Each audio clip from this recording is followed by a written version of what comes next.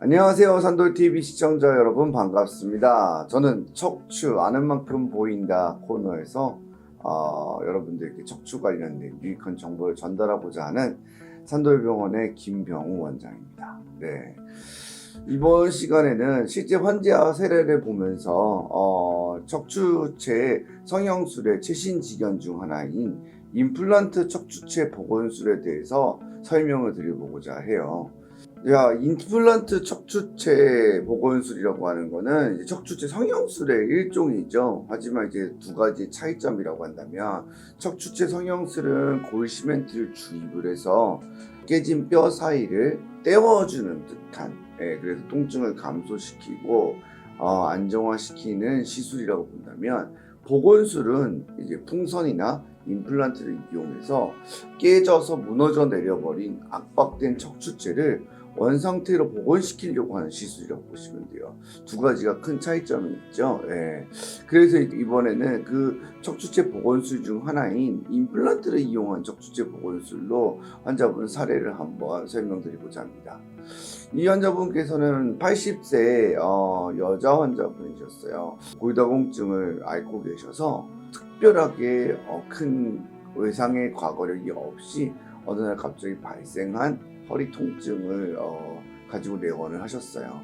김장철에 조금 무리를 하셨던 거 그 정도이지 않을까라고 했는데, 골밀도는 마이너스 3.3이었기 때문에 매우 낮은 상태였고, 환자분께서는 이제 예전에 좀 젊었을 때 허리 협착증하고 전방전이증이 있어서 유압술 및 고정술을 시행을 받으셨어요.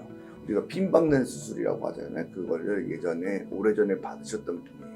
유압술을 하게 되면은 그 부분에 움직임이 없어지기 때문에 척추체의 운동 범위가 감소하게 되고 각도가 변하면서 아무래도 인전마디에 변성이 오게 되는데, 골다공증까지 겹치게 되니까 이렇게 변성이 오고 변형이 오는 과정 중에 압박골절이 발생을 한 것 같아요. 근데 이제 이 압박골절이 얼마만큼 골절이 발생을 하였느냐가 되게 중요한데, 예를 들어서 전체 척추의 10% 정도가 깨졌다면은 사실상 복원술이 큰 의미는 없을 수 있죠. 10% 정도면은 큰 차이가 없으니까 쉽게 말해서 그냥 떼어주는 척추체 성형술만 시행해 주셔도 되는데, 30% 이상 골절이 일어나게 되면은 압박률이 넘어서 무너져 버리기 때문에 그때는 복원술을 하는 것이 의미가 있다고 보시면 돼요.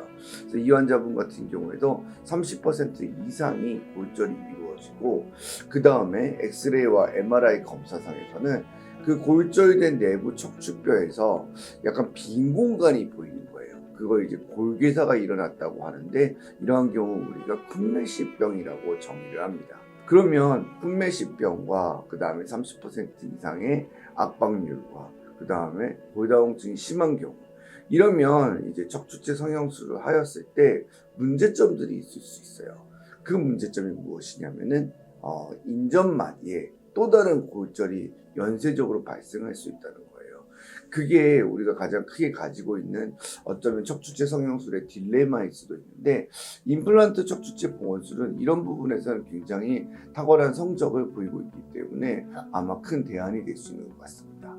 기존의 풍선 성형술과 마찬가지로 양쪽으로 관을 넣어서 임플란트를 삽입한 다음에 자동차를 들어올리는 기계 같이 생겼거든요.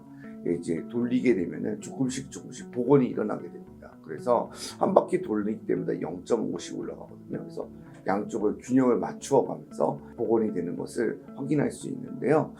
시합 영상이라고 해서 실시간으로 체크해 가면서 진행하게 됩니다. 보통 처치의 과정은 국소마취 하에 진행되고 시간은 한 30분 내외 정도라고 보시면 될 것 같아요.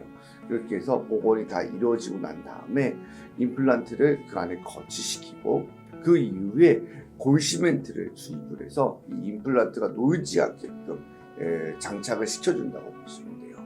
과정은 예전에 했던 풍선 복원술하고 비슷한데, 풍선 복원술은 풍선을 이용해서 공간을 만들어주고 그 다음에 골시멘트를 주입하는 방식이었다면, 이거는 그냥 바로 임플란트가 들어가서 복원을 시키고 그 복원이 유지된 상태에서 골시멘트를 이용해서 임플란트를 안정화시키는 거라고 보시면 되겠습니다. 그래서 오늘 사례처럼 이 82세 환자분 같은 경우에는 뼈 안이 일부분이 비어져 있고 골개사가 되어져 있는 훈면식병이기 때문에 이미 공간이 있는 상태잖아요. 그러면 뼈의 껍데기인 피골밖에 없는 상태거든요. 그러면 이런 때에 임플란트가 지지대 역할을 해주게 되면은 상대적으로 안정적이라고 할 수 있습니다.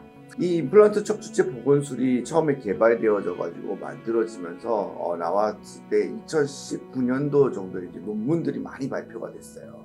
임상 데이터들이 쌓이면서 기존의 풍선 보건술과 동등하고 좋은 결과를 보여주는데, 그 중에서도 주목해봐야만 할 점이 어떤 거냐면은 바로 앞서 말씀드렸던 인접마디 골절의 발생률이 매우 적고, 그리고 우리가 사진상에서 복원이 상당히 뛰어나다는 거예요. 개인적으로 환자분들을 치료하면서 경험해봤을 때는 확실히 풍선 복원술 때하고는 조금 차이점이 있었던 것 같아요. 풍선은 힘이 아무래도 약하다 보니까 척추체 뼈를 복원시키는 게 조금 힘든 면이 좀 있어요. 30% 이상 골절에서 이루어졌을 때도 복원율이 그다지 크지 않아서 시술 전후의 사진이 크게 차이가 없는 경우들도 있거든요. 그러다 보니까 선생님들이 굳이 보건술을 해야 돼? 라고 의문점을 가지시는 의사들도 있기 마련이었어요. 근데 제가 임플란트 보건술을 해보니까 확실히 이런 면에서는 뛰어난 성적을 보이는 것 같습니다. 하지만 이제 임플란트 척추체 보건술은 비교적 최신에 나온 치료 방법이고, 현재 우리나라에서는 아직까지는 조금 생소하실 거예요. 현재 시점을 기준으로 했을 때죠. 아무래도 국내에서의 또 임상 데이터가 쌓여야 되겠죠. 하지만 말씀드렸던 이런 어떤 특정 환자군에서는 대안이 없었던 부분을 치료해 줄 수 있다는 장점이 있고, 시술 후에 척추체가 복원이 됐기 때문에 환자분들이 치료 결과가 좀 다르신 것 같아요. 확실히 허리로 세워지는 맛이 느껴지고, 이전에 했던 척추체 성형술에서 해결되지 못했던 잔존 증상들이 좀 같이 해결되어지는 것 같은 그런 임상적인 탁월성도 있는 것 같습니다. 아무튼 최신 지견에 대해서 한번 알아보는 시간을 가졌고요. 중요한 것은 이제 경험 있는 의사가 환자한테 정말 걸맞는 상황일 때, 의사들한테는 여러 가지 치료가 있다면은 환자의 병마와 싸울 수 있는 무기가 될 수 있겠죠. 그래서 이런 또 최신 지견이 필요한 것 같습니다. 오늘도 여러분들의 척추 건강에 도움이 되었길 바라겠습니다. 항상 저희 산돌TV는 여러분의 구독과 좋아요로 이루어집니다. 다음에도 또 유익한 의료 정보로 찾아뵙도록 하겠습니다.